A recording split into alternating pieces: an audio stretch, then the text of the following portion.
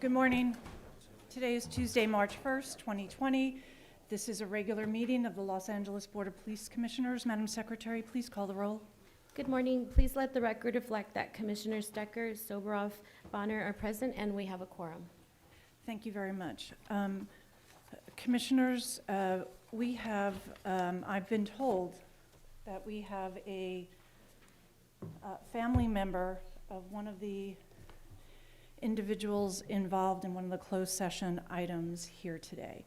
I'm not too often are we told in advance, and I certainly appreciate being told. I understand that person does wish to speak.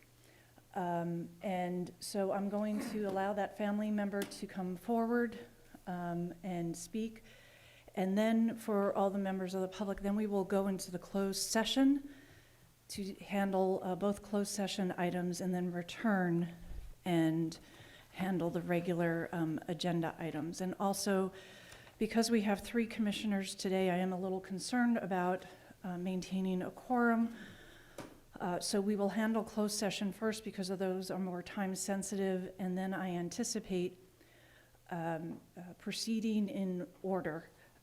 But I will take a moment to review those items on the agenda to determine if there are any time-sensitive items and may call them out of order. With that said, Madam Secretary, I understand there's someone who wishes to speak, or perhaps more than one, on the closed session items 4A, 1, and 2. Let's hear public comment on those. For A1, we have one card, Alexis Crawford Ticotin. And are there, Is that 1319? 1319, and are there any public cards on 1519? No, there are none. All right, then we'll just hear, ma'am, we'll just hear from you. Thank you. Good morning. Thank you for getting to me first up. My name's Alexis Crawford Ticketon. I'm here on behalf of my brother, William Ty Crawford. My brother, my only sibling, who, as I just said to Chief Moore, I felt like I've taken my entire life to protect this young man who was terrorized by, or demonized, or whatever word you want to use, by drugs. My husband and I, every time he would get out of custody, would pick him up, let him move back in, and get him a job again, and get him on with his life. I'm sorry, I'm nervous, and I'm sad. He fell into the traps of drugs again. And I do know that the gun that he had was a suicide gun. I was hoping that the officers that did shoot him that day would be here because I would want to speak with them and ask why. Why, shortly after my brother was shot, a gentleman in Philadelphia shot at 6 cops, and he still walked out with his life. And yet my brother didn't get that chance to redeem himself, hopefully once again. So I ask why.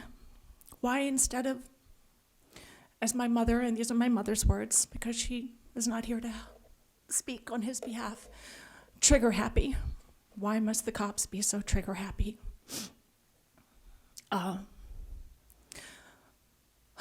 I miss my brother every day. I do know he's in a better place because my faith tells me that. And I know you guys have the toughest job in the world, being cops in Los Angeles. Please show some respect to It's okay. this It's okay. woman. I won't take up any more of your time. My 2 minutes are up. I just wanted you to know that my If brother, you need another moment. You were interrupted, ma'am. Please take your time. Ty, as he was known, was a really great kid and a young man, and even now a middle-aged man. I'm sad he'll never get to grow old with me and share my childhood memories anymore, because there's only me now. He had a childlike curiosity and wonderment, and when he was good, he was great, and when he was bad, he was horrid, I'm sorry to say. But I would like to keep him in a more positive note, that Ty Crawford was a really great human being and a great friend to a lot of people. and a great uncle to my children, and a great uncle and a great brother, and I'll miss him every day. I'm looking forward to getting this report so I can finally have some closure. I thank you for your time. Thank you, ma'am. As I stated in the beginning, because we have 3 members of the commission today, I'm concerned about losing a quorum. We'll now go into closed session and hear items. The secretary said no, this was the only card. So for that would be a late card now, and we're not accepting late cards. So we'll go into closed session on items for A1 and 2. Thank you. The Board of Police Commissioners will now recess into closed session to discuss items 4A1 and 4A2 in accordance to Government Code 54957.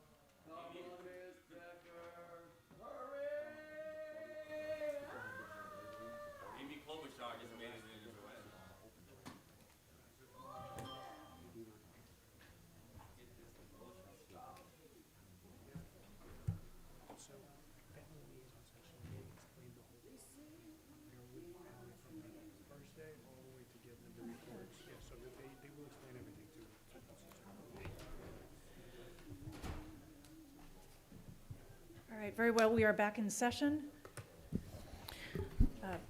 The Board of Police Commissioners has concluded its work in closed session. We are back in open session. In closed session, The Board of Police Commissioners adopted the chief's recommendations as to case OIS 013-19 as follows. As it relates to tactics, administrative disapproval, to Police Officer 2 by a unanimous vote of 3-0. As it relates to drawing and exhibiting, in policy, no further action, to Police Officer 2 by a unanimous vote of 3-0. As it relates to lethal use of force, in policy, no further action, to Police Officer 2 by a unanimous vote of 3-0. And in case 015-19, the Board of Police Commissioners adopted the chief's recommendations as it relates to tactical debrief, 1 Police Officer 3, 2 Police Officer 2 by unanimous vote of 3-0. As it relates to drawing and exhibiting, in policy, no further action, 1 Police Officer 3, 1 Police Officer 2.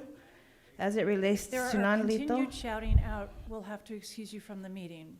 Please As be it- mindful. As it relates to non-lethal use of force, in policy, no further action, 1 Police Officer 2. And as it relates to lethal use of force, in policy, no further action, 1 Police Officer 2. Thank you. I am told by the department that there are a few matters on the agenda that are a little more time-sensitive, so I will go out of order. We're going to take the regular agenda items, one in reverse order. So we'll take item F up first, the department's report relative to transmittal of a grant application on intellectual property enforcement. Are there questions from commissioners? No. Seeing no hands, are there public comment cards on F? We have 3 cards.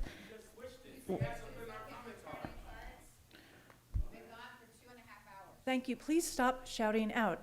If there are cards on item 1F, we will take them. Please start calling the cards. Who are We the have first? Mr. Herman, we have the Red Chief, and Michael Novick.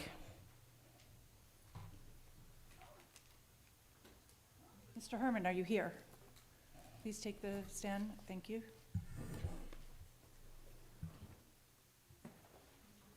Please take the stand. Sir? I'm very familiar with the stand.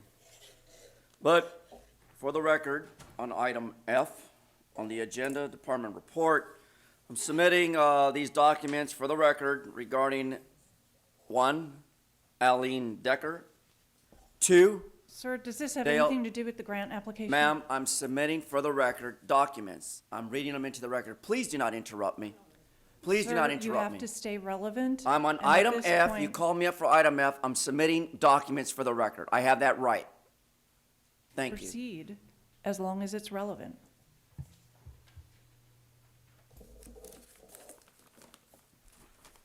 I, Armando Herman, for the record, petition BBC 20-0032 as I submit for the record my fucking documents. Excuse the language. Thank you.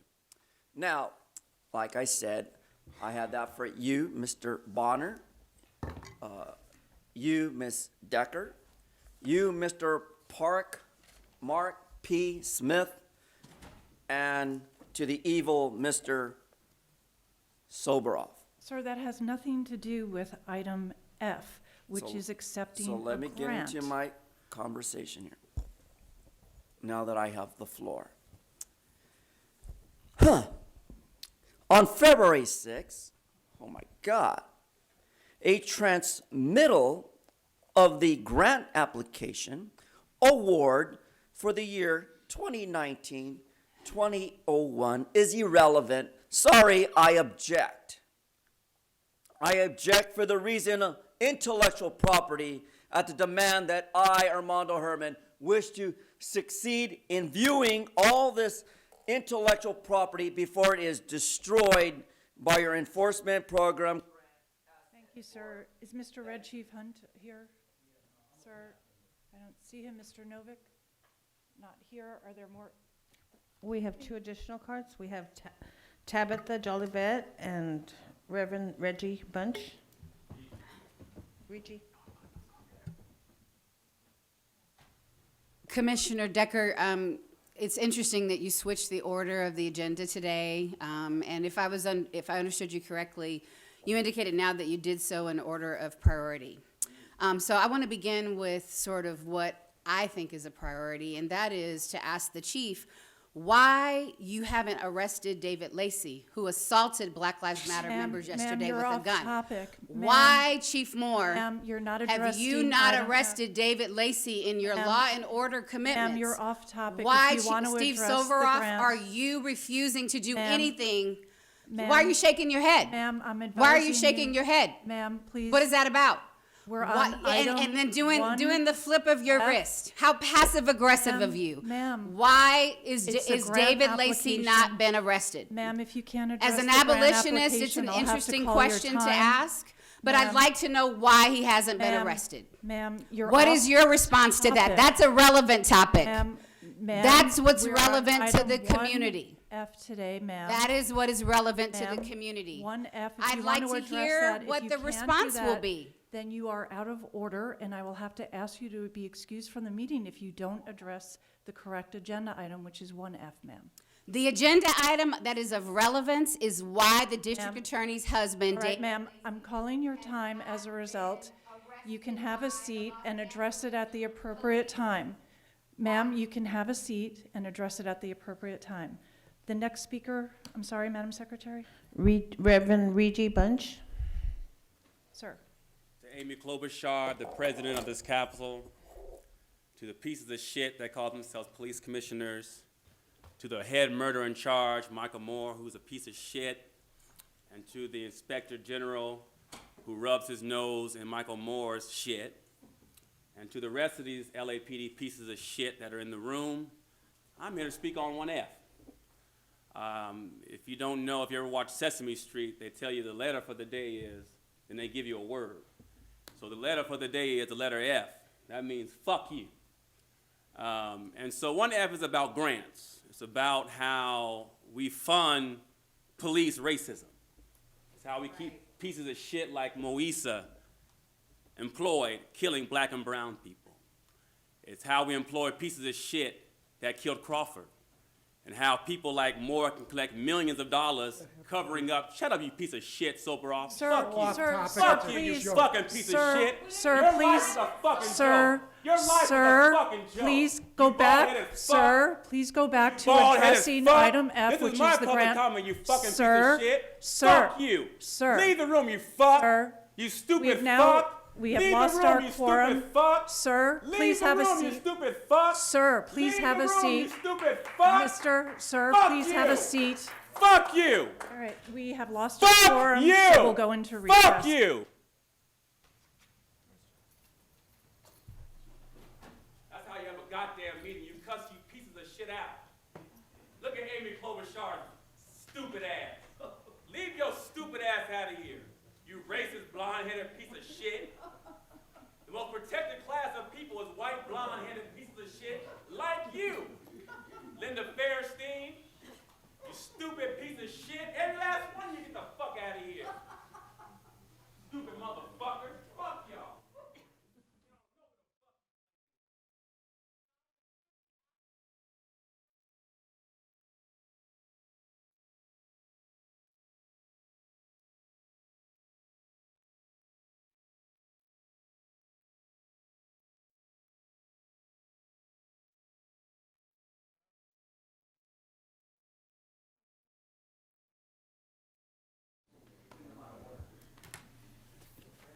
All right, we are back in session, and that concluded public comment on item F. I'll move item F forward to Second. approve the report and transmit to the mayor and council. It's been seconded. All in favor? Aye. Aye. All opposed? It passes 3-0. The next time-sensitive item was item 1E, the department's report relative to the approval of professional services agreement with Gartner. Are there questions from commissioners? No. I did have a question. If there's someone from the department. Chief McMahon?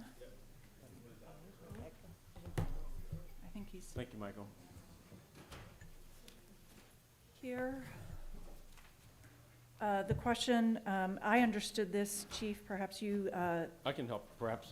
it's a pretty basic question. This was, if I'm reading it correctly, through August 2020. And just briefly, the precise work that's being done on this Yes. particular extension? So the department is in the midst of a 5-year strategic plan that was developed in concert with Gartner's support of our modernization of our IT infrastructure to include not just the replacement of our record management system, but all of our networking and various means of which we go about with communications. And this Gartner relationship allows us to understand which processes of our IT structure are coming out of date or out of date, what life cycle replacements need to do, what strategies need to be employed for us to move forward with accomplishing the 5-year plan. Okay. Thank you. I have no further questions. Are there public comments on this item? We have 2 cards. We have Mr. Herman and the Red Chief. Mr. Herman?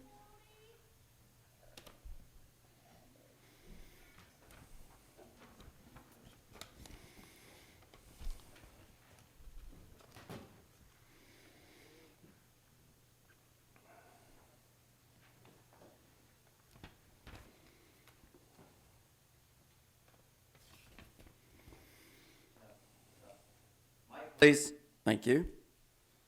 So, based on originality, like they would say in Sesame Street, letter E. E, dealing with idiots on IT.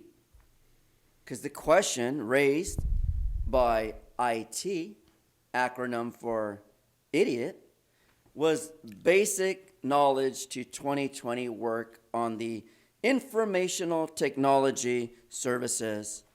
But again, there was no board action, as you heard. Come on in, ICE. Come on in. Sir, address the item, please. Yes, ma'am. I was distracted by the ICE team on immigration on item B that's going to be spoke about pretty soon. But careful with that, sir. You don't want to get hurt falling. Yeah.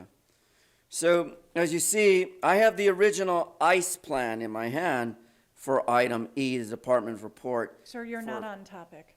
Ma'am, please don't interrupt me. I'm trying to get to the most You're important actually date. not on topic, sir. February 28th, 2020, Again, you're not on relative to topic. the approval of professional service agreement, known as PSA, with G Incorporated. See, before you interrupt a speaker, allow You're the actually speaker not on topic at all, to Mr. speak Herman. about the information technology in which I find bias, prejudice, and not informative, because as you interrupt me, I'm unable to concentrate because you held us here for 2.5 hours worth of bullshit. Red Chief Hunt, are you speaking, sir? No. He waves his time. The recommended action is to approve the department's report and transmit to the mayor. I'll move that forward. Is there a second? Second. All in favor? Aye. Passes 3-0. We'll take item D next, the department's report relative to the addition of Bank of California Stadium as an approved list of venues for off-duty employment. Are there questions from commissioners? Just one, and I think I understand this, Chief, but if you or whomever can address this, can you clarify in these, Chief Scott is here, I believe. oh, great, in these this is a question not just about the, this particular Bank of California or California Stadium, but it's a general question. In these, I'm sure you know the answer. The question is when these officers are in these assignments, I know they're following the same department policies and approach relative to use of force and those matters. With respect to the, like in this case, Bank of California Stadium, if they have some officers that are assigned to some event there, what ability do they have to influence in any way the tactics that are used? Are those still also governed by department policy, or is there any different handling there? Absolutely. The only thing that we would adhere to would be their rules. So their rules will be certain people can't come in with certain items. Certain people would be ejected out, and so we would follow their rules on that. But when it comes to using force, applying the law, application of any kind of law, those regulations are based on department policy. And that's clear, so that's clear to them as well when they request this type of support. And absolutely, and like on February the 20th, when they came in and we sat down and had the conversation, we explained to them what our officers can do and what they can't do, and that they're guided by policy, department policies, and then we would take a look at what they would ask us to do, and we would make sure that it is in line with what our department would adhere to. Excellent, thank you. Thank you. Are any other questions? Are there public comment cards on this item? We have two. We have Mr. Herman and the Red Chief. Mr. Herman?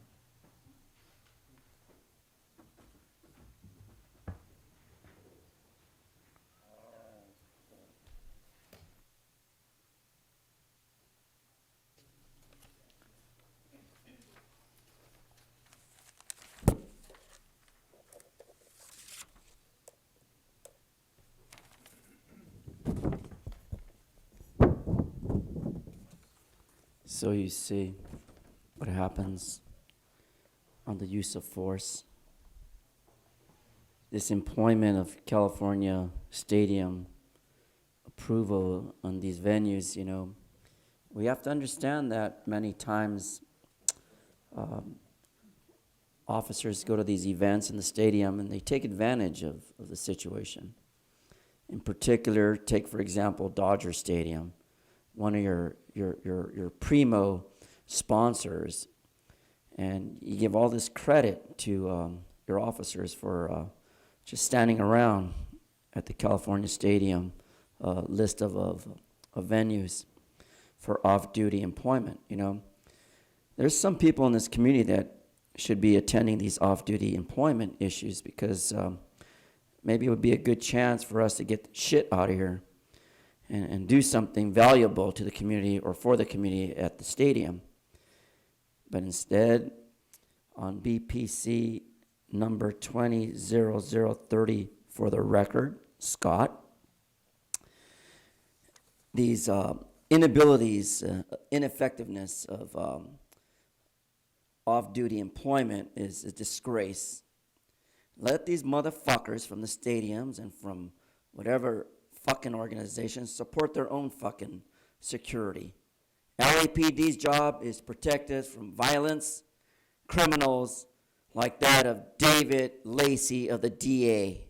Stop your shit, asshole. Sir?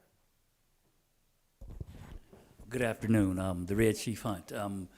The stadium and these private events and things like that, here's how I really feel is that the public should not, LAPD shouldn't be working in LAPD's district. You guys should get some other off-duty officers, like the Sheriff Department or somebody else, to work in LAPD's district. That's just to keep everything safe, because we don't know who we're suing. Now, if that police officer shoots somebody, who are we coming after, Dodger Stadium, or are we coming after the LAPD department? Things, to keep things straight, not too convoluted, is that you shouldn't be able to work in your own area in the city of Los Angeles. If you're an off-duty police officer and you work for LAPD, you shouldn't be able to work in LAPD's district. That's just to keep everybody safe and sound. There's a lot of things that's not answered about these things, and we're waiting for our first liability to happen, because you can't determine whether it was LAPD or if it was an off-duty officer and things like that. So just to be safe, professional people would let their people work in the areas that they patrol. The Red Chief Hunt. Let's be professional about this. Thank you, sir. The recommended board action is to approve the department's report. I'll move that forward. Is there a second? Second. All in favor? I actually just wrote out a comment card. I'm sorry, sir. It was a late card for this item. Be added to general public comment. Will Thank do. you. We'll call you all for in public favor? comment. All in favor? Sorry, aye, opposed? It passes 3-0. Thank you very much. Next up would be item 1C, the executive director's report regarding the renewal of alarm subscriber permit fees. As I understand this action is required pursuant to a court decision and settlement. Are there questions from commissioners? No. No questions? Is that a yes Well, or? I mean, I'm assuming these are all the same fees that we pay as well, if we're a resident of the city. Right, I just want to make sure we don't have any conflict situation for voting on on a fee that we either Why don't pay you or consult with pay. the city attorney on that? I'm prepared to, Ask the city attorney if approval there's a it. conflict. Why don't I allow you to have that conversation and, with the city attorney? Are there public comment cards on this item? We have 3 cards, ma'am. Let's hear the public comment, and I'll allow you to confer. Who are the Okay. 3? We have Mr. Herman, we have the Red Chief, and we have Martin Conejo Macias. Sorry. We're on C. C, sir.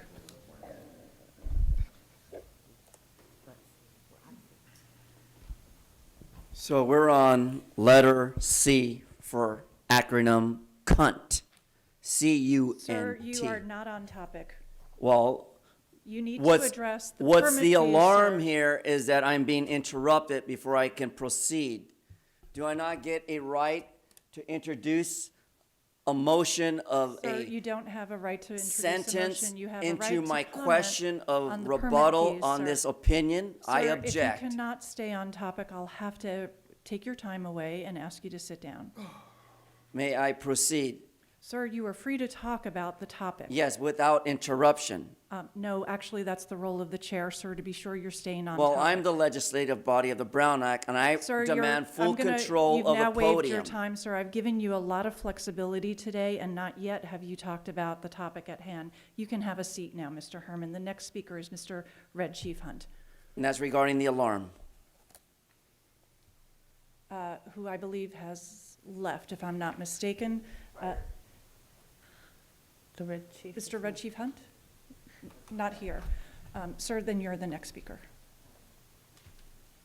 So basically, I wanted to talk to you guys about the new alarm system that you guys were just setting up in the city. I believe that it has a controversial views on my part, analyzing your system. I do not know how it works and what it does. The questions that I keep on insisting on as they getting response or not getting responses to. I feel that I'm being a targeted individual and being kind of isolated away from these answers that could actually help me have a more balanced state of mind. And with that being said, I don't know if these things are recording anomalies. These things are recording like other people in military cloak, heat sensors or whatnot, or any Android disturbances or whatnot. So I am like very triggered, like I said, and I do not know how to assess these alarms and whatnot. I've heard them go off in the police station while I've been at the police station, while I've been trying to report to the police officers what I've been going through. And personally, if I was evaluating myself, I'll just call myself some little Star Wars freak trying to like make sense of logical thinking. I don't know. Everything is very like sophisticated and out of my pay grade, out of my class. I have class. I have more than class. I have like school and like the whole district or whatever. But like when it comes to money, I can't evaluate in that sense. Everything with money can be evaluated, but I don't have it at the current moment, and people are keeping me from my money. Thank you, sir. You're very welcome. I'll move the item forward to, and the recommendation is to approve the department's report, transmit to city council. Is there a second? Second. All in favor? aye. Opposition? It passes 3-0. Thank you. We'll now take up the department's report dated February 26 relative to the Immigration Enforcement Task Force reporting requirements. Are there questions from commissioners on this item? I believe there are. So can I ask the department to step forward?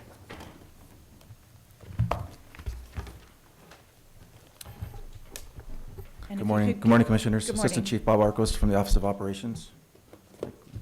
Morning, Mike Ramkunis, Office of Operations. Just provide us with a brief overview, and then we'll proceed to questions. Thank you. Yeah, thank you, Commissioner. Really happy to report that the department continues to be in full compliance with the Office of Chief of Police Notice Immigration Enforcement Procedures dated December 29th of 2017. and the state laws that were set forth by the California Values Act of 2018. During this examination period for the semi-annual report, none of our federal task forces have resulted in any arrest for civil immigration-related enforcement, and no individuals were subject to any enforcement action related to civil immigration enforcement. No U.S. ICE transfers, no U.S. ICE detainer requests were honored. U.S. ICE interview requests or U.S. ICE release notifications requests were honored by the department during this period. Thank you, Chief. Now to questions.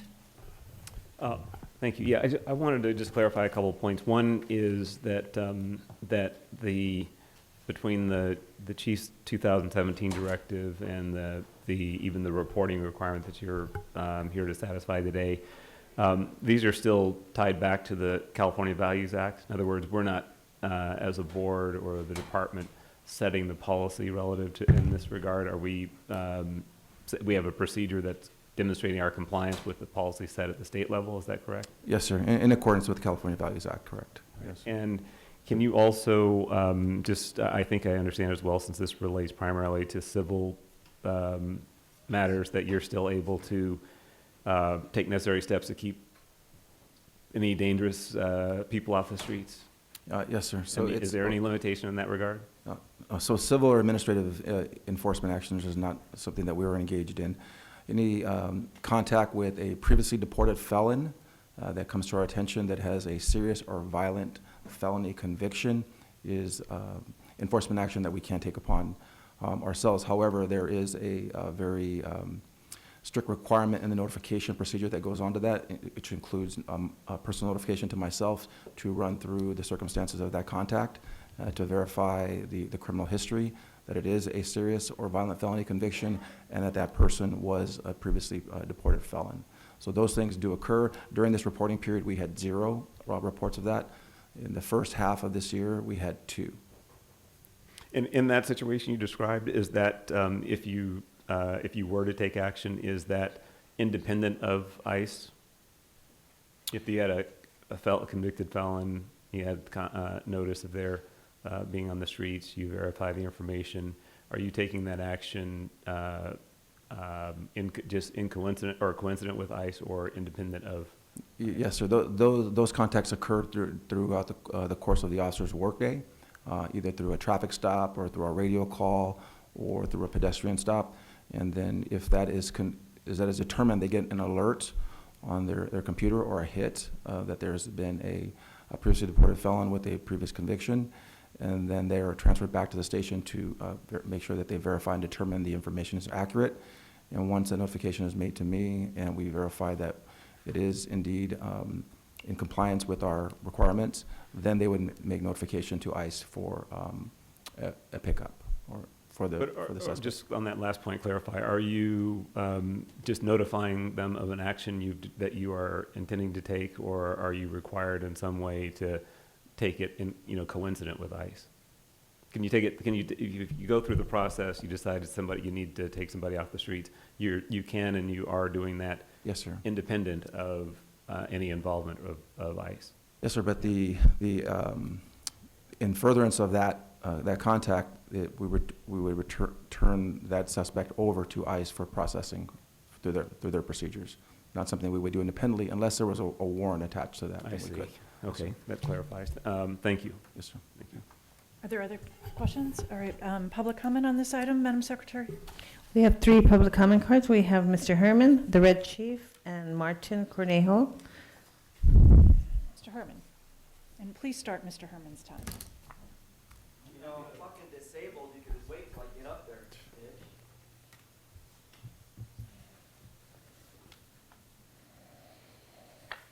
Isn't that amazing? You're disabled and they challenge you with an accommodation. But to discern of the significance of ICE, it must not be distorted. The evidence is proven by narcotics, by conspiracy, and your fucking Metro. 140 arrests. What about all those arrests you placed on Michael Hunt for not having a tap card to get on a Metro bus to get home, get the fuck off the street? Gang and narcotics, arrest 146. Fuck Metro. And for the record, CF number 20000459, I demand ICE to investigate on behalf of Donald Trump and the agencies responsible who believe they were doing the nation a service. You ain't doing no one a fucking service when you're not taking criminals out of our country. You're not doing us a service when you're not going into those jails and taking those motherfuckers out and putting them back where they belong, on the other side of the wall. That's the reason why African Americans don't have jobs and don't have good jobs. That's the reason why minorities like me keep coming here, looking for the good jobs. But no, you separate this country by your treason against the President of the United States. Arrest these motherfuckers, get these fucking chungos and criminals out of my fucking country. Your narcotics, your conspiracy, and your fucking Metro. Fuck you. Mr. Red Chief Hunt, sir, are you taking your time? No. Martin, I'm sorry, I didn't catch your last name, sir. And I apologize to all members of the public for the language, the tone, as well as the content of some members of the public who choose to exercise their free speech right in such a way. Sir? Yes, I was on immigration, I guess. Let me see. We have current a lot of imports that have been going on from out of our country that we have yet to. I don't know if they've been assessed or whatnot. Sir, this is, it's not about imports, it's about immigration. Immigration, enforcement. imports, yeah, immigrants, right? Yes, sir. Imports, immigrants, import Immigration, people. yes, and immigration enforcement, sir. Immigration enforcement, okay. So when it comes to immigration enforcement, I just don't know what to clarify as, like, I'm still having trouble assessing my again, like, I'm having a lot of trouble with the whole government and whatnot. I'm pretty sure when I was younger, I had citizenship or residency or something. I don't know what it was. We got into a verbal dispute with someone in power. I have no idea. I just told them take it back. I'm still having trouble assessing whether I'm an immigrant or not. My parents are here, like, telling me that I have been in the system for over 10 years and that they've been in process or whatnot. I'm still trying to assess the situation. They're like, I'm not sure if I'm being conspired against or whatnot. Like I said, it's really hard to evaluate everything. And as for the immigration system that you guys have in play, a wall ain't gonna do shit. We have laser tech. Like, everything is just like everything, like I said, costs money, easily transported. Like, the whatever BS everyone wants to talk about a wall, well, go for it. Honestly, if you build a wall, make sure it has like microtech or something, you know, like, I don't know, laser tech is pretty good right now. I see that the laser tech outside, you know, very good barriers. I can't hit a rope diagonally. Can you figure? That's all. That concludes public comment on this item, and the recommended board action is to approve the department's report, which I will move. Is there a second? Second. All in favor? Aye. Aye. All opposed? None. It passes 3-0. Thank you very much. And I will add, fellow commissioners, that you note, as I have, that we get periodic reports from the department on a number of different items. This one happens to be an annual report. I've asked Mr. Tiefang, the Inspector General, and the Chief to review all the periodic reports that we get to be sure that the timeline is right. It's not just based on historical precedent, but that it makes sense that we're getting enough data in these reports. And I've asked them to come back to us with a recommendation of what makes sense, given current issues that we'd like to undertake. So just so you have that in your background. We have moved in reverse order on the regular agenda items. We're now up to item A, which is the presentation that we've asked the department to present to us regarding the LAPD's progress on the transition required by the Department of Justice to transition from traditional UCR reporting to the National Incident-Based Reporting System. And we've previously asked for a report, and now is the time. Thank you for coming, all of you, and we look forward to hearing your report. Good afternoon. I'm Craig Uchida with Justice and Security Strategies. I'm Officer Michael Hackman with the Office of Operations. Monique Turner, Application Development and Support Division, Information Systems Manager. Good afternoon. So I was asked to give an overview of NIBRS and answer a few questions. So there are three questions. Where are we with the transition to NIBRS? Are there any issues of concern to the department? And lastly, what will change as a result of NIBRS? I'll quickly give you an overview of what we're talking about here. So the FBI, the Federal Bureau of Investigation, is upgrading and updating the nation's crime statistics. And it's being done by moving from the traditional uniform crime reporting system to a new incident-based reporting system, which is NIBRS. The FBI has indicated that all police agencies across the country must make this transition by January of 2021. So what is NIBRS? It's basically a system of collecting more crime data. It's incident-based data, which means that we need to collect more specific details on occurrences of incidents. And that means more information about victims, about offenders, the times and locations for crime, and also it means that the department's going to move from just reporting now 8 primary crime types to 52. So it gets more complicated, which is fine. It's part of what the department is transitioning to.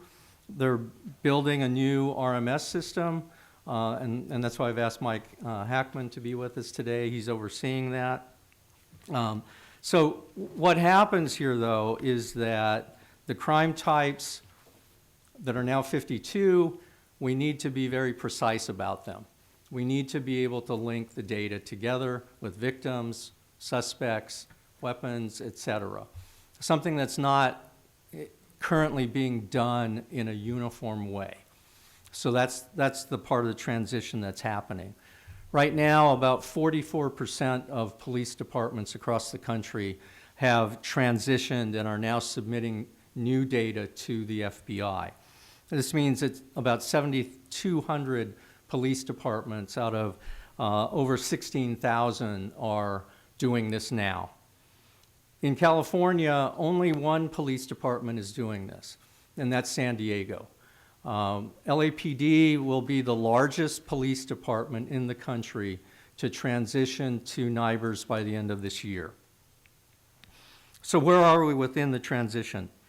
Overall, the department has put together a very strong team of sworn personnel and civilian personnel and contractors to help make this transition happen.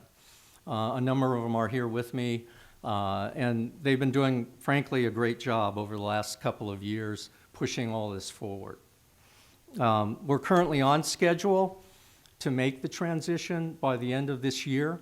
So we're aiming for December, and we believe that we will hit that mark. What has to happen is that data needs to be transferred and tested by the FBI. So once we get RMS rolling, which will be in about 3 months, we'll be able then to provide data to the FBI where they can certify that information. They have to validate the information, basically. And they have to get enough data to do that. And so it could take 3 to 6 months for us to provide data on a routine basis to the Bureau. They look at it, they certify it, and then they give us approval that the data are good and we can continue to do that and make the transition. Once we're certified, then everything's a go, and that should happen by the end of the year. So we're on track, which is terrific. I think I'm very happy with that, given all the work that we've put into this and that we'll continue to put into this. A couple of questions about issues that are of concern to the department. One is making sure we do get certification, and that's somewhat of an arduous process, but Again, like I said, I think it's very doable. Once RMS and once data start coming in and we're able to review it and then push it forward. Our second thing that's important here is that we need to inform the public that these changes are going to happen. That, again, instead of just 8 primary crime offenses of homicide, rape, robbery, and the property crimes, we're now going to have 52. And so there's a lot more information that's going to be put out there. We're also going to have to put that up on the open portal. That's going to be a challenge too, because it's a different data set and it's much more complicated than what we currently have now. What are some changes that are going to happen? There's some anticipation that crime numbers will change. They may increase. And one of the reasons for this, in fact, the reason for this, is that currently when we report crimes to the FBI, they are in these 8 categories. The 8 categories, we're only supposed to take the most serious one of that incident. So if there is an incident that involved a homicide and a robbery, for instance, we only report the homicide. So we now have to report whatever offenses occur in one incident. So you could have more crimes being reported within that incident than we've had before. So that's going to be the nature of the increase in crime that takes place. The FBI has told us that they think that their crime numbers doing this now will increase by about 2%. We don't know what may happen. We're certainly going to see and watch and analyze those data to see what will happen over the next 6 to 8 months with those crime figures. But I think that's the main one that we're concerned about, and the changes that will happen. We will still be able to report the 8 primary crimes of murder, rape, robbery, etc., which we will do just because that's how people see things. But we can also report more about crime incidents now too. We can do better, faster reporting on suspects, on victims, on locations, etc., because that's what's built into the database. And so I think that kind of information will also be more helpful to the police and the community over knowing more about an incident itself. So those are the kinds of things that are going to happen. Overall, I think we're in really good shape to meet the challenges of certifying the data by the end of the year and meeting the FBI's deadline of January of 2021. Thank you. Were there any other presentations you wanted to make before we go into questions, or? Go into questions. Okay. Please. Given the concern and perhaps public concern of the impression of crime increasing, I do recall when the UCR definition of rape changed, there was an ability to provide what the old number would have been and the new Yes. number, so there was an opportunity for the public to see the change and Yes. understand the trends and whether the trend was due to the broader definition that was adopted. I wonder, will there be a similar capability here? Yes, there will, because, excuse me, I'm going to Certainly, please take your time, sir. We will be able to report differences in the numbers because we will know which incidents have multiple offenses in them. We'll be able then to discern that difference and be able to say, okay, these numbers have increased as a result of this, and we certainly will be able to do that. Okay. And I have to admit, I've gone online on the FBI site to look at the different categories and subcategories, and I can understand how this can be a very challenging problem, but in terms of like the outcome that we Right. can expect to see, I'm also assuming this will allow us to look at other types of crimes other than the traditional Part 1 crimes, such as cybercrime is not listed as a Part 1 crime, although But it will allow us to track things like cybercrime. Is that a correct expectation? Yes. And will it also allow us, because victimology will also be followed, will it allow us to identify crimes that are specifically where perhaps women are in numbers greater victims of certain types of crimes, so that we Yes. can also inform the public of either gender-based crimes or age group crimes and inform the public best on how they can protect themselves? Yes, that's correct. That because of the nature of how this data is being collected, victims, suspects in particular, and locations we will be able to readily analyze those data and provide reports on victims in particular, and like you mentioned too, by age, by race, by gender, et cetera. And I will follow up then with a question to, I think, Chief Pitcher about how that might change the ComStat process. But before we get to him, fair warning, sir, I also noted on the FBI materials that they had that in January of last year, January 2019, they announced it was also beginning the collection of national use of force data with the goal of collecting this information nationwide for a comprehensive view of circumstances involved in use of force incidents. You're working on that too, Dr. Uchida? or no? Not with this project, no. Not with that. That's a completely Somebody separate else, project. okay. Yes. It's not under NIBRS, but it is under their data collection Right, system. right, Okay, that's correct. Understood. If someone else is available to address that question, that would be my question. Before turning to ComStat, I want to be sure if you have questions of Dr. Uchida. You answered the one that I had. Commissioner Decker, I can answer the question regarding the use of force. Oh, thank you. So I know the FBI, they had a pilot program, it was called LEAP, where they're collecting additional information for use of force. So I do believe that it's still coming out of our use of force review division, but I can follow up on that. And I would like to know and be sure that the LAPD is contributing to that database and doing so in a timely manner. Yes, it's supposed to be done on a monthly basis, so it's slightly different than than the annual. AB 71 for Cal DOJ. Okay. So if you could just confirm Yes. that process and that the department is in fact contributing its data in whatever time frame is required, I'd appreciate that. Sorry, Commissioner Bonner. Yeah, no problem. Just a couple of questions. One, just going back to the beginning, so to speak.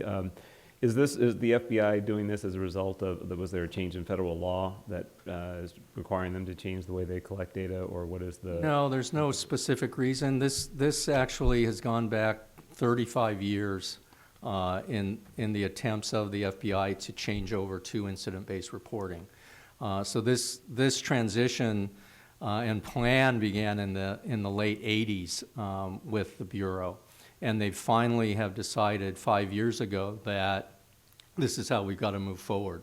So they had an advisory group that included the IACP, Police Executive Research Forum, and researchers to help them drive this. And the former director of the FBI sent a memo to every police chief and department in the country saying that this is where we're headed. And so that's really been it. It's been an evolution in order to improve the reporting system and the data that are currently out there. Is it voluntary? I thought I heard you say that San Diego is the only one that's. That's an interesting question, because I was trying to figure that out myself. The uniform crime reports currently are voluntary, so the position of providing those 8 crimes, et cetera, has been voluntary since 1930. In the things, Excuse me, what's the level of compliance with that? with In other words, the 1930s, well, yeah, I mean, with the FBI and the everybody on board with UCR, that? it's probably about 85% across the country. So there's 16,700 agencies that report crime, routinely to the Bureau. And that's out of about 17,000, 18,000 police agencies. For here, again, like I mentioned, they're only at 44%. One of the things they've said was that it's possible that the Department of Justice will withhold funds for different components of the different components would withhold funds to law enforcement if they're not participating in this program. So the Office of Community-Oriented Policing Services, perhaps, the JAG monies that come through the state, that's a possibility. But they haven't really said that they're going to apply that, to states or to locals. And I can just add to that the Department of Justice uses the UCR data in determining a lot of allocations of grant monies, that they rely on that data, and they're going to transition to using the NIBRS system. So it's an incentive that if you want to be eligible for grants, and when they look at where crime is around the country and how they want to disperse the funding, they're going to be using the more updated system. So that, I think, is the only incentive. That's a big one. Is there a cost involved in making the transition? Cost Yes. to the department, or Yes, is there is. are the feds also providing grants or any So other? the feds provided grant money for a little bit of what we're doing now. The grant is for about $1.1 million. A lot of that money is going to developing the RMS and other equipment and things of that nature. So, but that's really about it. The rest of the funds are coming from the department and based on the resources. Roughly, I couldn't even hazard a guess, and I don't want to in terms of this, just because it's tied into RMS and the way in which RMS is being built also is a larger amount that I don't even know how much that would be. Okay. And then when this is all said and done, how will this, completing this transition enhance in any way the mission or the work of the department? Will this generate data that will be used to look at procedural justice and constitutional policing and things of that nature, or For this, is it not hardcore necessarily the crime data for this with procedural justice. I think this is more directed at causes of crime. You can start to look at why are crimes occurring and to what extent they're occurring and to whom. I think that's one of the major differences here. But when you say to whom, for example, is this not? I may have a couple things mixed up here, but this is not also the capability of capturing more data with regard to race and ethnicity and other characteristics of victims or perpetrators? Race and ethnicity and gender and age will certainly be collected as part of this. Yes, that's part of the idea. Is to see what's going on, right? And those data are and will be collected through this mechanism. And so the last question is with regard to how the data is being captured. Is it captured in a way so that it's only usable in connection with the incident-based reporting, or is it going to be fungible and usable in other ways that the department may choose? Yes, I think fungible is a good word. That because there's a new RMS coming into play here, it will allow the department to analyze a lot more information. It allows us to link arrests more closely to each incident and in a much easier fashion.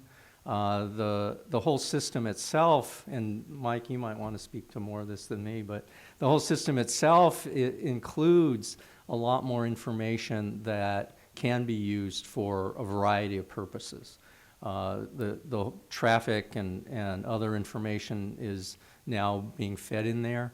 The other thing that I think is important here too is we're looking at making everything electronic instead of paper-driven, and I think that's a huge change. So this is connected in some way with the IT strategic plan? Yes, absolutely. Okay, And thank you. maybe to answer your last question in a little more detail, we can have Chief Pitcher address how it's going to, how he anticipates it's going to impact the CompStat process or any other efforts he's undertaking to use the data. Sir. Or anyone else, Chief, who you think should address the issue. Good afternoon. We're going to wait to see exactly what and how the impact is in terms of CompStat. You know, when we look at the data and ultimately use that, and we're looking at yours, we always look at the comparison data. When we switch over to a system that involves, and it looks like more crime is occurring that otherwise may really be, we're going to have that system in place to be able to, as Dr. Uchida discussed, to be able to have that for a comparison. But we're waiting to, when they start paring down all of the classifications, to see, in essence, what we end up, you know, having from the hundreds all the way down. They're going to do crime classifications and how they, you know, codify or count crime. I don't know if that's helping you in this, but what we're going to use in terms of CompStat is obviously when we end up with the NIBRS, the CYBRS information, we're going to end up, you know, making sure that it's consistent across the department and ultimately consistent with the numbers that we're going to have to deliver to the state each extraction period.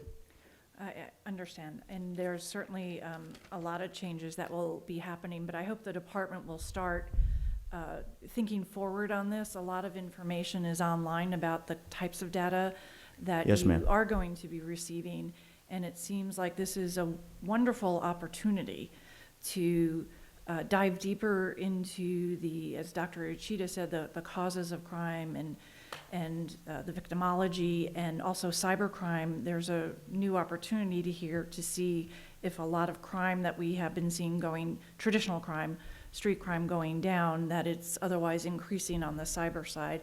There's a lot of opportunity here with rich data, and I hope the department will start thinking strategically about potential changes that may happen in CompStat. I understand until you have some data, Yes. it can be hard, but as you're testing it with the FBI, perhaps you begin testing it in CompStat. as well. Correct, and CompStat Division and their analysts are looking at that in conjunction with Dr. Uchida, and ultimately how we best apply this, you know, for the department's use.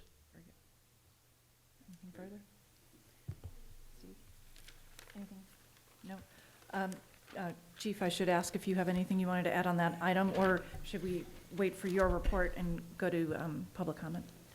Well, let's go. I think the UCR transition to NIBRS offers the organization, as you said, an opportunity to do two things. A, continue to focus on matters of public safety in regards to crimes, victims of crimes, offenders, where those crimes are occurring, and secondly, looking at it in a new, much deeper complexity and extending into now much beyond than just the traditional 8 areas, cyber being particularly of interest. So the work for us is getting the block and tackling that the team is doing right now to actually structure the database and to get it and to make sure that we can look backwards and compare this year versus last. Just as you said in 2014 with the expansion of the definition of sexual assault, we need to be able to look and say in 2021 and 22, here's what UCR numbers would look like versus what the NIBR numbers are looking like. But that's really the most basic form of here. The other aspect is making sure the systems can capture the data-rich fields that NIBRS has always meant to include. And that's the new RMS system, the new input screens and data devices that Chief McMahon and his team are putting together.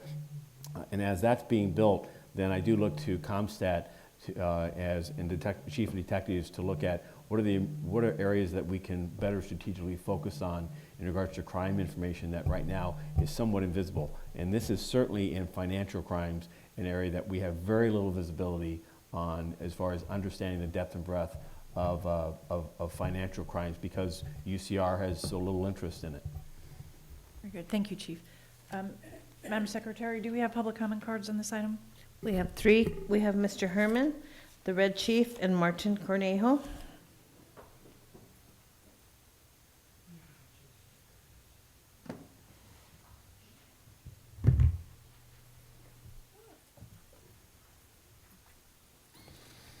Another public document for the record. You see, when it comes to data, FBI statistics, why hasn't the FBI arrested Jose Huizar for money laundering? Again, sir, you're not on topic. This Ms. is about a Decker, these data crimes system. have increased. And regardless of those 8 categories mentioned by the DOJ needs to do a comprehensive, agitated audit, whether or not you're lying about your bullshit crimes and reports, because your reports don't reflect the truth. And I'm the truth. Straight out of Boyle Heights, the hood. And I know what crime looks like. And when you don't write reports, when you falsify reports, and you make allegations that criminalize people in your reports, that should reflect on the 8 categories of murder, rape, and all the other fucking crimes that come behind that. There's a list of them. But the worst of it all is that, why is it that the white community of San Diego can be in compliance? Way before this was instituted upon the demand of the DOJ, why could San Diego do it? Because they got rid of Kevin DeLeon, that fucking wetback from Tijuana, and they were you're off successful topic in now, San sir. Diego You're off with the topic. data and the You're off statistics topic. I've given you regarding many January warnings today. Your time is 2021. now concluded, sir. Pardon me? Your time is over, sir. You are off topic for several times today. I've given you a lot of leeway here. Have a seat, sir. Mr. Red Chief Hunt, you're up next, sir, and then Martin Coelho. He's passed. Sir, if you wish to speak.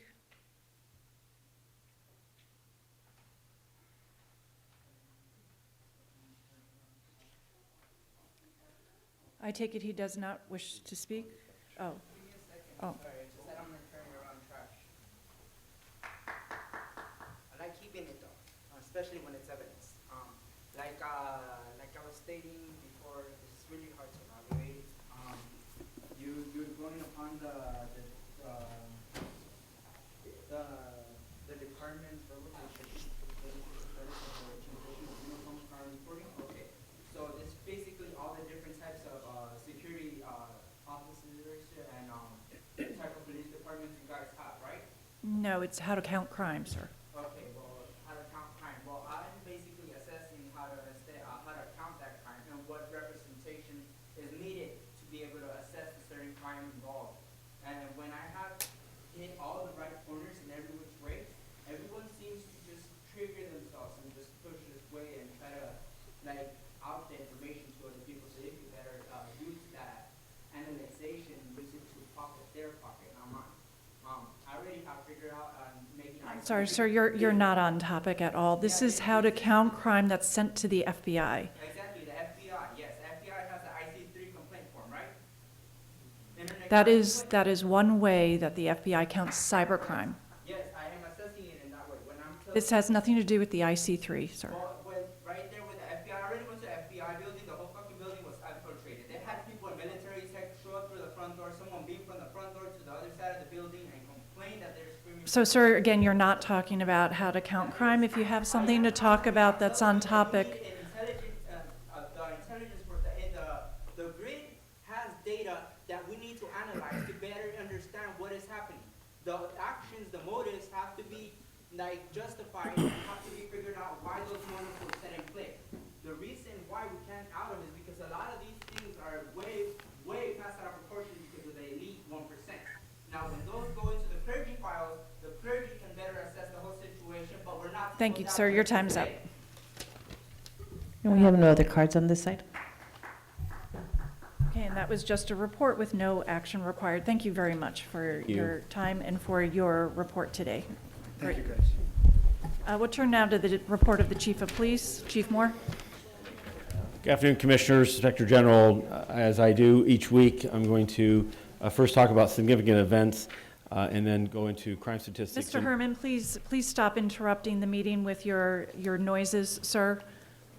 Chief? And close out with the department's strengths to our sworn and civilian staffing. This past week, on the 25th of February, at approximately 10 o'clock at night, there was an officer-involved shooting that did not result in any injury or did not result in an individual being struck by gunfire. The details of that was, on that date, Newton uniformed patrol officers were traveling east on 41st Street towards McKinley Avenue in a marked black and white police vehicle. The officers observed an individual that was later identified as Mr. Corey Jackson, a male black, approximately 18 years of age, standing on a sidewalk on the southeast corner of that intersection. By the officer's account, without warning, Mr. Jackson pointed a handgun at the officers while the officers were still seated in their vehicle and fired multiple rounds at the officers. Both officers returned fire at Mr. Jackson, who fled on foot. A perimeter was established and the area was secured by Metropolitan SWAT and canine personnel. Mr. Jackson was ultimately found hiding in a rear yard of a residence nearby, approximately a block south from where the officer-involved shooting occurred. During him being taken into custody, he was bit by a department canine. A 9mm handgun was located. Mr. Herman, you're excused from the meeting, sir. I've asked you repeatedly to stop interrupting the meeting. You're constantly making noises. We'll see you next week, sir. Thank you. Goodbye, Mr. Herman. See you next week, sir. Chief? Yes, thank you. So a 9mm handgun was located in the same yard where Mr. Jackson was found. Fortunately, neither officer was struck by the gunfire, as was neither Mr. Jackson. The officer's police vehicle, however, did sustain what appears to be a gunshot impact on the driver's side front bumper. Mr. Jackson was arrested and booked at a nearby police station for attempt murder on a police officer. Force Investigation Division detectives responded to the scene, as did the district attorney's officer-involved shooting rollout team. Record should reflect that Mr. Herman continued to disrupt the meeting on his way out continually. Thank you, Chief. Certainly. And also, per protocol, the Officer Inspector General also responded to the scene to monitor the investigation. As to other significant events that has happened this past week, I want to talk about a couple of public events and then one significant and serious investigation that was initiated yesterday. First, as to the public events, last Thursday, I want to thank Univision and particularly its host, Oswaldo Boraz, who hosted a hit-and-run phone bank primarily directed to the Spanish-speaking communities of Los Angeles, where a number of police officers, uniform officers from LAPD, both traffic as well as some reserve officers, sat and staffed that phone bank while we did a series of educational vignettes and outreach to the community relative to the instances of driver responsibility, of pedestrian safety, of should a collision or an accident occur, how not to turn it into a crime, and also brought information up as to recent hit and runs involving serious injuries and deaths and seeking the public's information.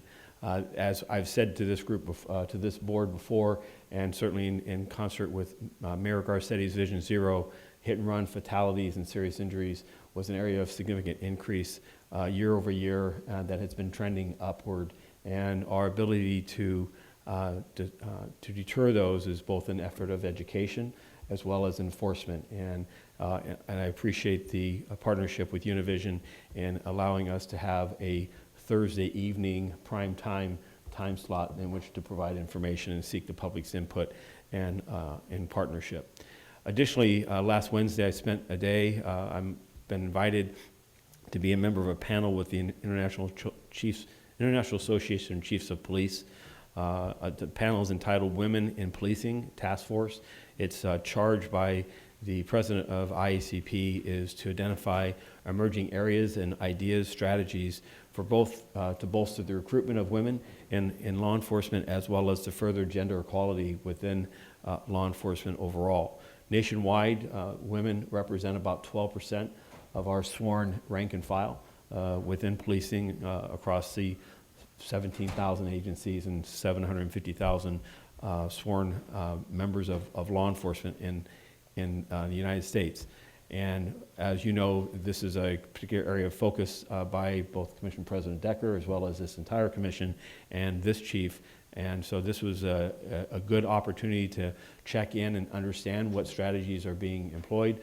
Had a great opportunity to bring forward our current strategies that under leadership of Chief Grimala and Chief Baeza and Captain Aaron McCraney are embarking on to bolster our active recruitment and deepening the presentation of women in our academy classes.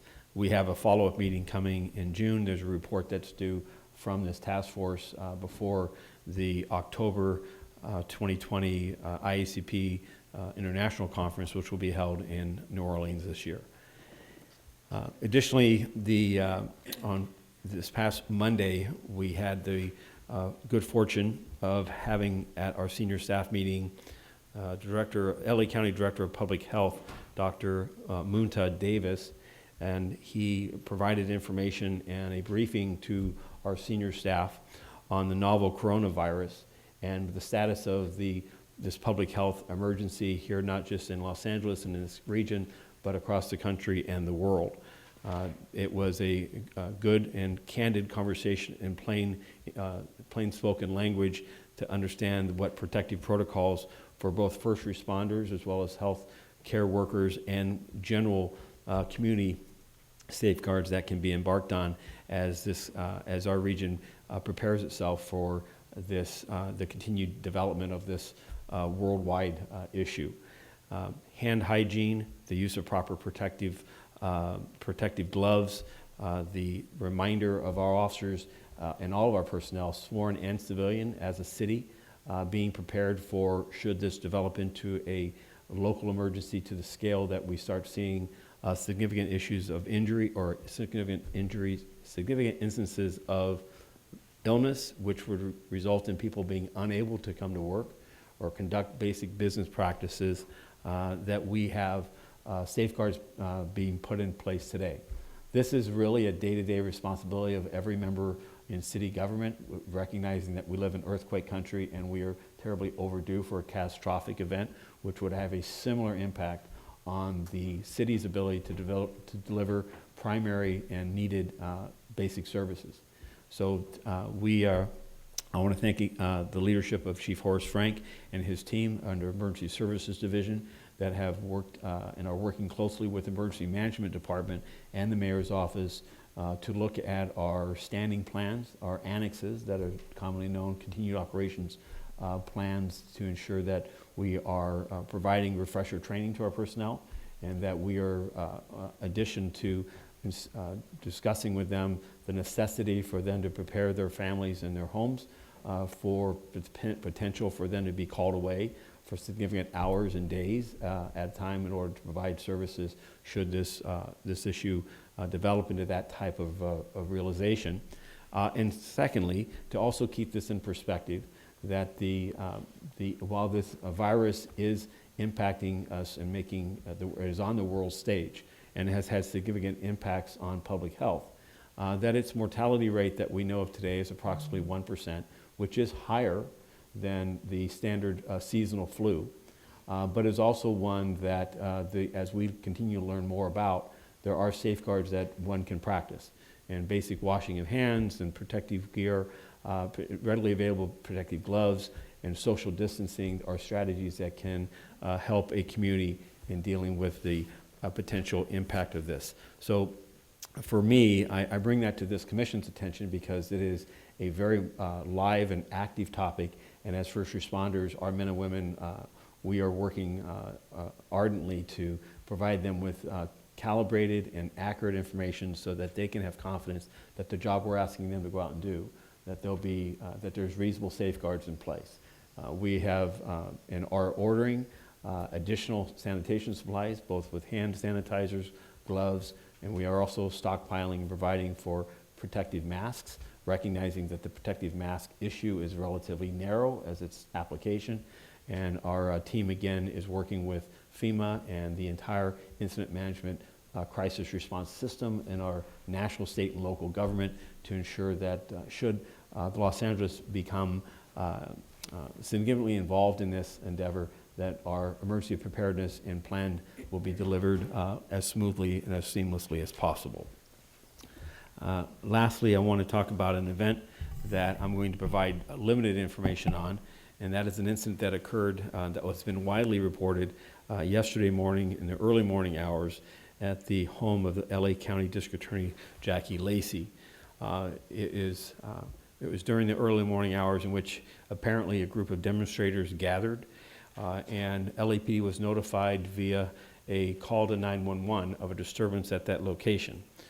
uniformed officers within the San Fernando Valley responded to the scene immediately and upon arrival attempted to learn what occurred. Unfortunately, the personnel there, our uniformed personnel, were met by apparent demonstrators who, rather than provide information to the officers, directed the officers to watch social media to learn what had happened, and alluded to the circumstance that during the encounter between those protesters and an individual inside the house, which we believe to be Mr. David Lacey, that a handgun was pointed towards the individuals in the front of the location. Fortunately, there were no injuries as a result of this incident of anyone involved, and I was notified, and we initiated a change in our protocols, given that this involves the district attorney's, Ms. Lacey's apparent husband, in this location. To avoid any conflicts, we have assigned this investigation in its entirety to Robbery Homicide Division, and also in concert with the potential conflict of Ms. Lacey's office, this entire criminal investigation will be directed to the Office of the California State Attorney General for any consideration for criminal prosecution. At this point, we are actively efforting to identify individuals who believe that they are a victim of a crime. We have, by video review, identified as many as 5 individuals who, on social media posts, are asserting that they are a victim of a crime. However, the department is, at this point, finding difficulty in understanding who those individuals are and getting accounts. And we have posted yesterday a brief statement about the facts and circumstances of this case and seeking further information. The department will work very aggressively in capturing all video evidence and every information possible to determine what has happened here and the parties responsible. And what I would ask is that that anyone who believes they have information about this cooperate and step forward with LAPD, speak with Robbery Homicide Division, so that we can ensure a full and complete investigation. Moving from that topic over to my weekly crime report, the department overall continues to experience an overall reduction in violent crime and property crime, with a 6.5% overall reduction. However, we have started this year with an increase in our homicide and shooting violence. And this past weekend was an example of that, where in the midst of about 24-hour period, South Los Angeles saw a spasm of violence, to include the shooting of a 6-year-old young child in the presence of his father outside in a front yard area of a home in the southwest area of Hyde Park. The organization is working very closely with our gang reduction youth development interventionists and prevention specialists to increase their presence in the field. We do believe that this increase in violence is most notably being driven by increased gang tensions between warring factions within the gang membership across the city, as well as we've seen an increase in some narcotic-related violence relative to cannabis operations, whether it be a call and delivered, a dope ripoff, or individuals involved in the cannabis industry that may have become targeted of violence. The increase at this point, as far as shooting violence, is we've had 17 additional shooting victims this year versus last, which has resulted in 47 homicides this year versus 33 last year. These violence levels are higher than the last 2 years and are about on par with 2016 and 2017. I am working closely with Chief Arcos as well as Chief Frank and their respective teams to understand where crimes are occurring, where the violent offenders, we may be seeing patterns or focuses of it, to ensure that we are doing everything possible to identify those responsible and bring them to justice. There have been a number of these crimes that have been solved through community's engagement, as well as good investigative work by our personnel. And so I'm not calling this a trend at this point. It is at this point, though. It's a troubling start, and one that we're paying a great deal of attention to. Moving over to our categorical or officer-involved shooting statistics, which I provide each week, there's been no change in our in-custody deaths. We have one in-custody death that has been recorded in 2020 versus 2019 of a 0. In regards to officer-involved shootings, year-to-date, we are at 4 officer-involved shootings this year. And last year, that number was 3. Our 4-year average year-to-date is just over 6. In regards to traffic collisions, we have seen an overall reduction in traffic collisions, both in the total number as well as the severity, a slight reduction in that area. However, challenges remain with us in serious hit-and-run collisions involving fatalities and serious injuries, as well as the severity of bicycles-involved collisions this year has increased in the first 6 weeks versus last year at this point. Overall, motor vehicle versus ped and cycle collisions are down, but the severity is up, and so those are areas that we will continue to bring attention to in our investigative efforts and prevention efforts to deter. Regarding sworn personnel strength, we're at 10,004 sworn members of the department, 3,021 civilians, 386 reserve officers, and 1,724 cadets. And that concludes my remarks. I'm happy to answer any questions or hear any of your comments. Very good. Thank you, Chief. Questions from commissioners? No? Thank you, Chief. I wanted to go back to your comments relative to the coronavirus. Yes. And I believe it was yesterday evening or just in the last couple of days, as different jurisdictions get organized and put plans in place, there was a local official. This was not in Los Angeles, but the point is that there was a local official in a city that had identified a location where they were intending to quarantine some individuals who were believed to be infected. And there was a representation made that if there was any effort, any individuals made efforts to leave the facility, that the sheriff or the police or the sheriff would be called to handle the situation. So it raised the question in my mind, really, what is the expectation as to, clearly, since many of the cases now are people who were exposed delivering services, healthcare services to people who are infected, what is the expectation or plan, if any, being made as to how the department would respond in the event you're called to interact with someone that may be infected? Okay, so that last statement took me a little off. I was thinking that you were going to say, should we have a public health emergency that involves the issuance of quarantine orders? No. What I'm asking is, in this report, there was a suggestion that the health officials in the city were going to quarantine these people, and if there was any effort, anybody to try to get in the facility or anyone to leave the facility, the police or law enforcement was going to respond. And my reaction was, if law enforcement comes in unprotected as well and without protocols, then you're just creating greater risk to officers. Then we've lost our first responders because they have then become contaminated themselves and picked up the virus, as we see currently, both nationally as well as internationally, with medical health staff that have fallen stricken to the virus. So the plan for this immediate region has been part of the incident management response plan for national disasters and man-made disasters. There is actually chapters and verses written of protocols and objectives and how the strategies are going about. And LAPD is part of... Excuse me, Chief. I'm sorry. There seems to be some conversation going on over here, sir. Could you please not... Sir, you're interrupting the meeting, sir. You need to leave, please. Thank you, sir. Sir, thank you. Thank you. Thank you, and the record should reflect he's continuing to interrupt the meeting. Thank you. So in regards to the coronavirus, there's specific protocols that involve leadership by the public health department as the manager of this crisis, of this emergency, and then LAPD and fire and all other first responders and public safety, public services then come to support that mission.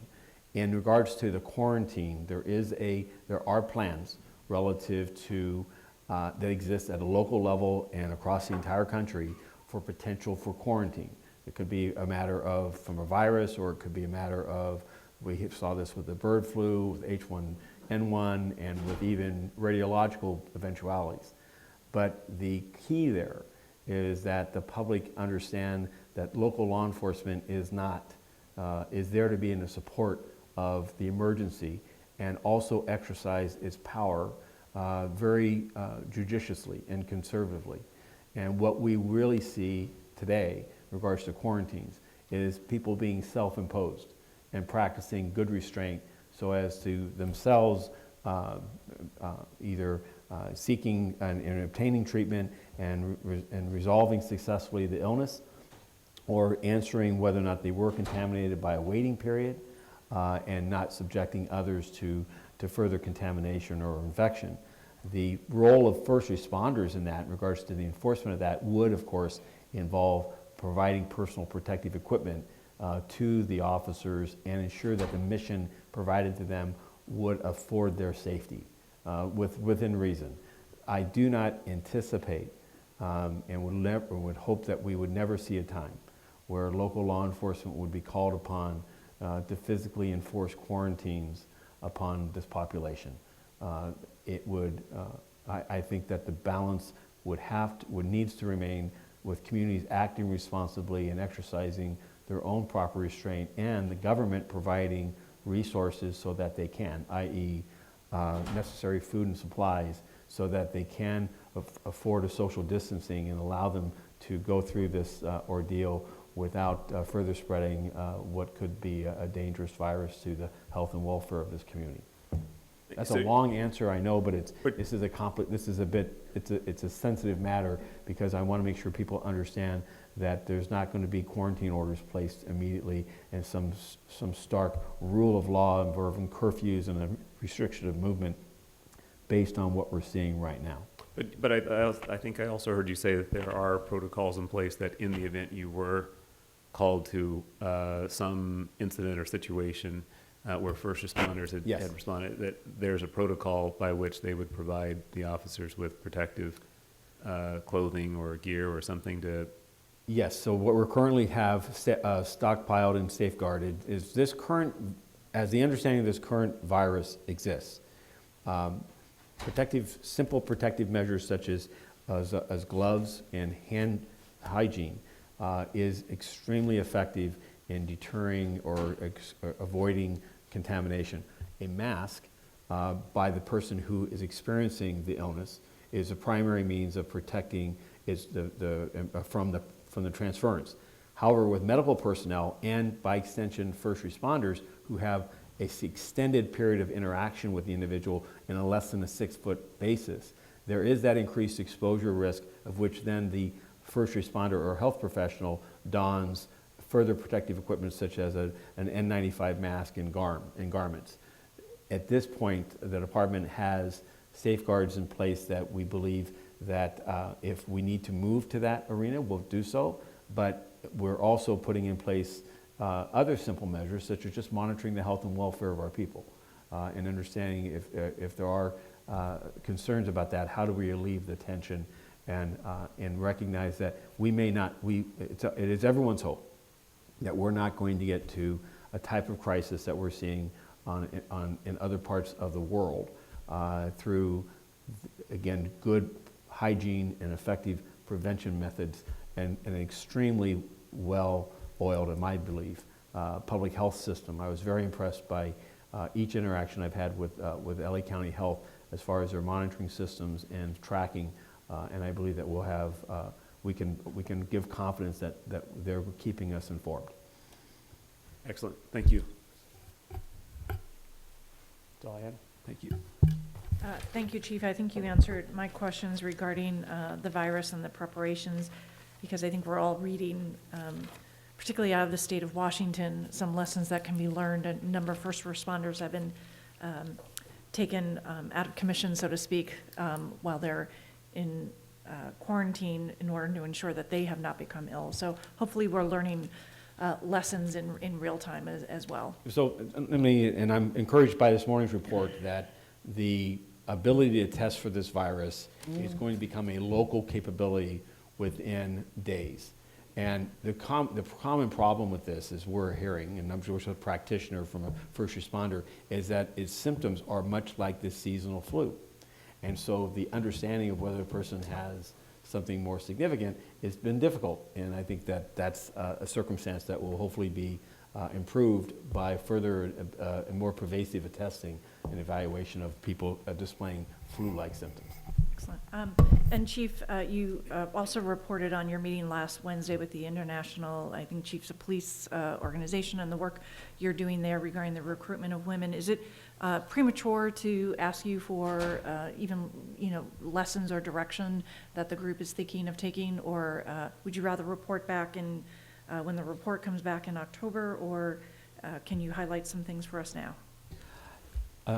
The affirmation I received was targeted marketing, our efforts with social media, our efforts with bringing on mentorship, women who have found their path into this career, and particularly in their younger years, the 3 to 5 to 7 year employee, offering a sponsorship, if you will, big brother, big sister, that those are strategies that found favor with the group.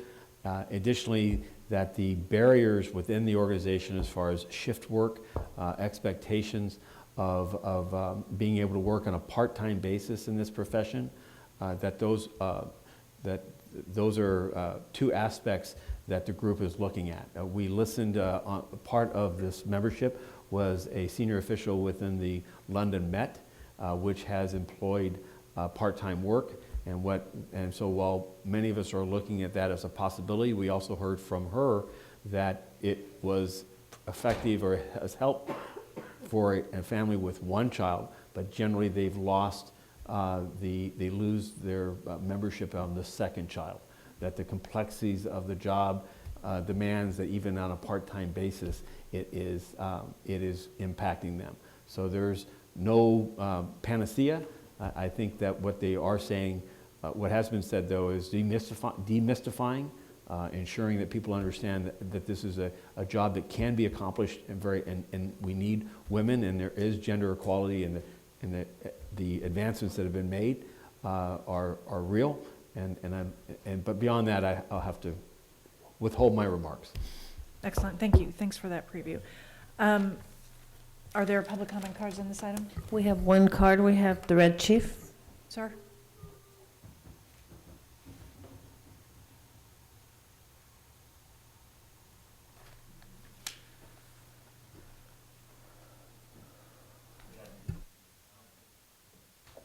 I really wanted to be a good listener, and I listened to what everybody had to say. Number one, I want to comment on that Jackie Lacey issue thing. Police and homicide and robbery shouldn't be investigating. It's too much. You guys are in the bed together. The district attorney and the police department's in the bed together. Find a different agency to go ahead and investigate that. I just can't find no common denominators of what happened in that after looking at the video. Number two, the coronavirus and things like that.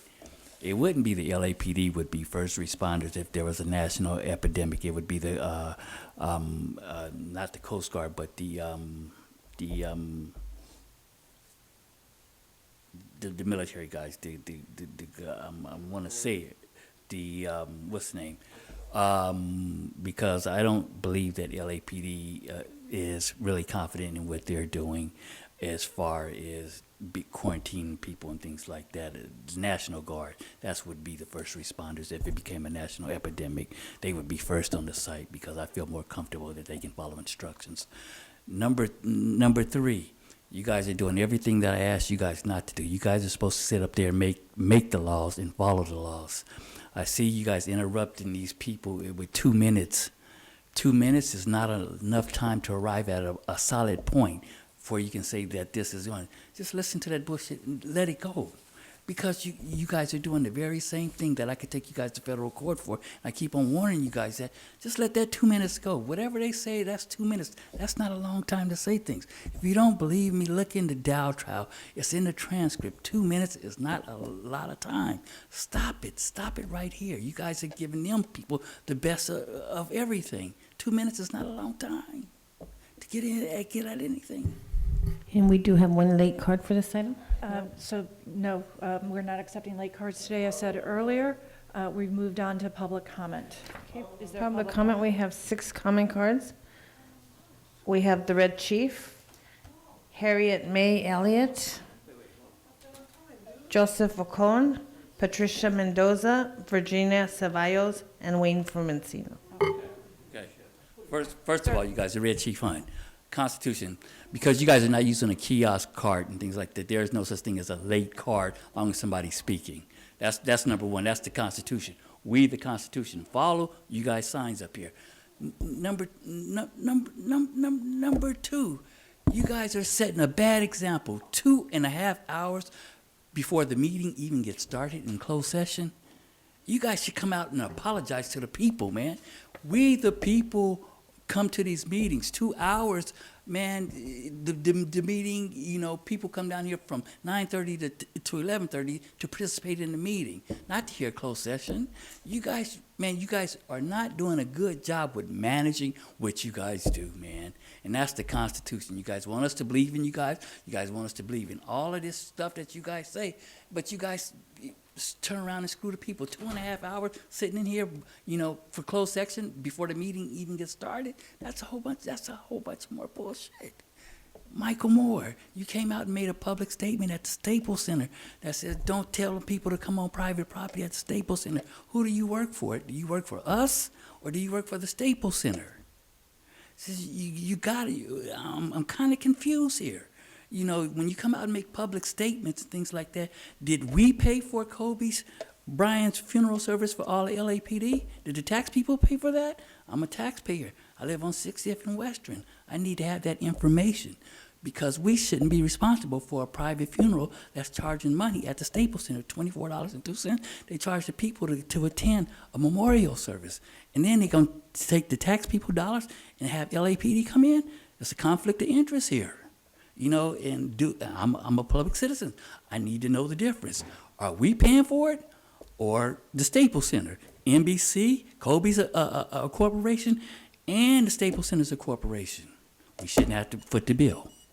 Thank you, sir. And just for the record, we did state at the beginning of the meeting why we were going into closed session, as there were family members here involved with some of the items, and also we're following the rules that have been adopted by the commission on late cards in 2 minutes.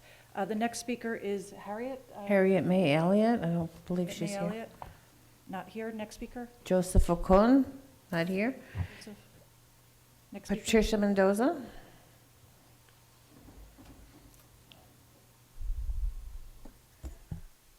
Good afternoon. I'm a little bit tired here. Good afternoon to the public, to the chief, to the president, and all board members. With all due respect, the last time I was here with Virginia Ceballos, and that was in November. And we came here to ask for help if my friend Virginia Ceballos can have 2 police reports done regarding the fraud eviction her tenants did on her and all her property that she's had in the beauty salon for 33 years. We were assigned with your help, Chief, your help that's standing here behind us, and it was assigned to 2 female detectives. But with all due respect, they didn't really help. They didn't do anything. At one time, they said a few times that this case should be at the Rampart. I waited 2 months. I went and go talk to them. They said to be patient, and they never called us back. You know, I have to educate and show my people in the community that I've been there for 55 years on Temple and Bouldry. There's good people. And, you know, we have to do all this so we can understand the process and they can understand their rights and their laws. And just right now, I told Virginia it's important what I've been telling her to protect and to serve her. I didn't bring any copies, but I would like to just I can share. We've been blessed. I got corporate attorneys in Sherman Oaks. They already filed the lawsuit. She retained Virginia in November, and they filed a lawsuit in this month on the 10th. But the bad people that are her tenants, they decided to do a restraining order against me and Virginia, 86 pages each of us, and a total of 172. Their goal was to do a temporary restraining order and have me arrested. And in the paperwork in the courthouse, they put it was a joint tenancy. It's not a joint tenancy. They're not related. It's a sublease. and everything has been already added. I already answered, even though I haven't been served. So we have to go back on the, Thank you, ma'am. thank you, on the 19th of this month. Thank you, ma'am.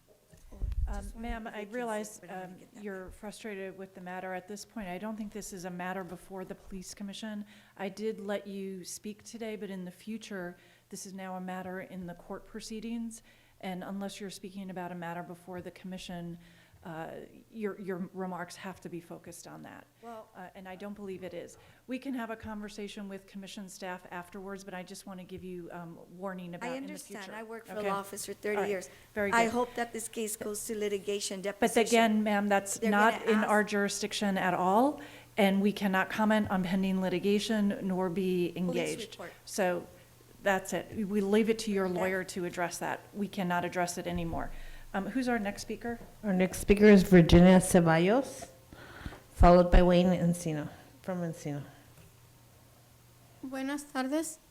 Mi nombre es Virginia Ceballos. Yo vine aquí para ver si me ayudaban hace como unos 3 meses. One moment, ma'am.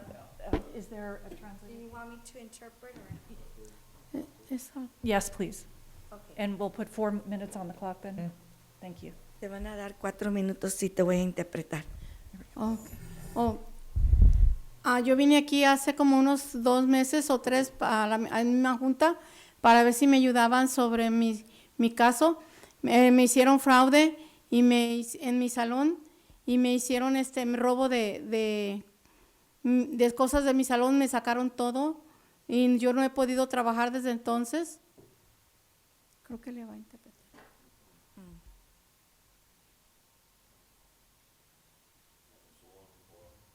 Please translate.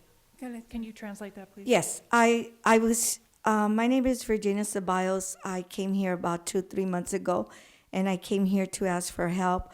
I was wrongfully evicted from my business. All my personal items they're gone. And I came here to ask, please, if you guys can help me. Porque yo no he trabajado, ya tengo muchos días que no trabajo, meses, y pues se necesita trabajar aquí para poder sobrevivir. I haven't been able to work from that time, and in order to survive and live here, you gotta have a job and work. Y pues necesito ver si le pueden hacer una orden al señor que está ahí en mi negocio para ver si me puede decir dónde están todas mis cosas del salón porque las sacó él y no me ha dicho dónde están. I'm here to ask if somehow you guys can give an order or tell this person that removed all my personal items, because I've asked many times where are my personal items and he doesn't reply. Y también me quitaron mi sign de mi letrero, de mi letrero, lo quitaron y no, tampoco me dijeron dónde lo pusieron. Y yo ya fui a hacer orden a la policía que está ahí en la Rampart y tampoco me han dicho nada. This person also stole my business sign. I went to the Rampart Police Station and reported this. And as of today, I haven't had anyone call me regarding what's the status and what's pending regarding that incident. Y el hombre que está ahí en el salón, que es Darling Flowers, él me quiso golpear el otro día, pero yo hice una orden a la policía y me dijeron que si se lo llevaban a él, me iban a llevar a mí. Entonces yo nunca he estado en la cárcel, ¿cómo voy a ir a...? Y él dijo que yo lo había golpeado. Yo no lo he golpeado. ¿Usted cree si él está más alto que yo, con más fuerza, yo lo voy a cachetear? Yo no tengo fuerzas para hacer eso. This person that has taken my items and has done all this to me, just a few days ago, there was an incident where I was forced to call the police and request for help. I asked the police if they can arrest him, but then they said, well, we're going to have to arrest you. And then he came up with another story that I had slapped him and scratched his face prior to the last incident, which it was just a few days ago. So they did not help me, and nothing was done. Ya, es todo. what she was trying to explain was that how is it possible that I'm going to be hitting a very tall, strong man when I'm petite and just she doesn't get the right help. I understand. Chief, is there, So we have spoken with her earlier today, but I'm gonna ask him to come back, and please relay to her that I'll have my staff who's spoken with her before, give me a briefing today. If there's a point of contact that I can reach back to her, we will reach back to her later today with what we have done. There may be a limit to what we can do. So but we owe her that explanation and ensure that I've overlooked that. and the same, what I would like to say again is we do not have the power to order anything. That's why you're in court and that's why you have a lawyer.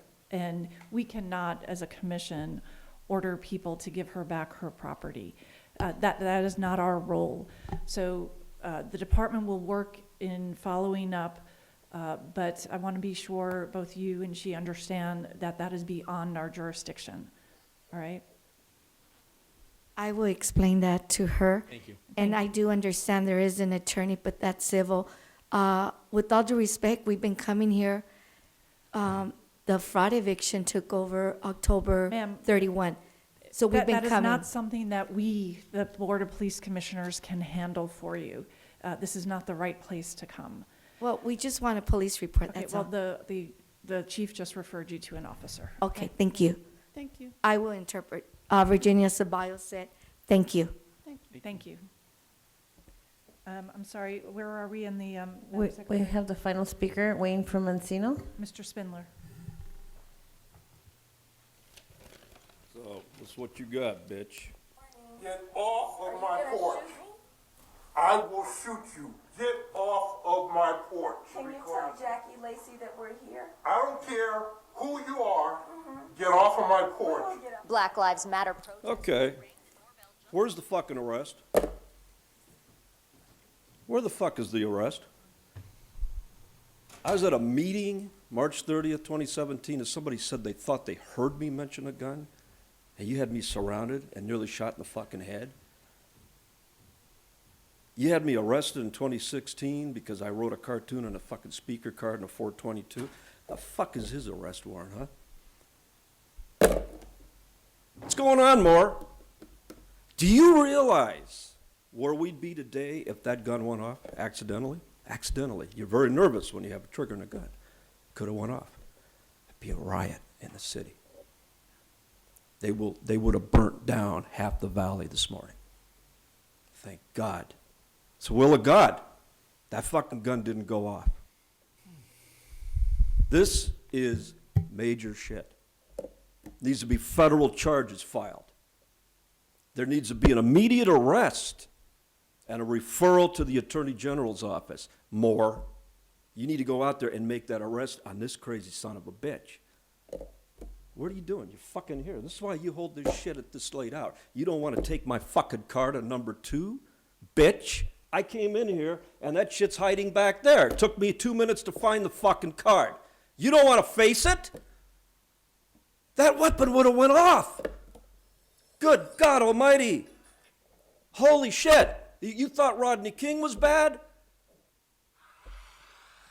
You got to do something about this. I don't give a fuck who she is.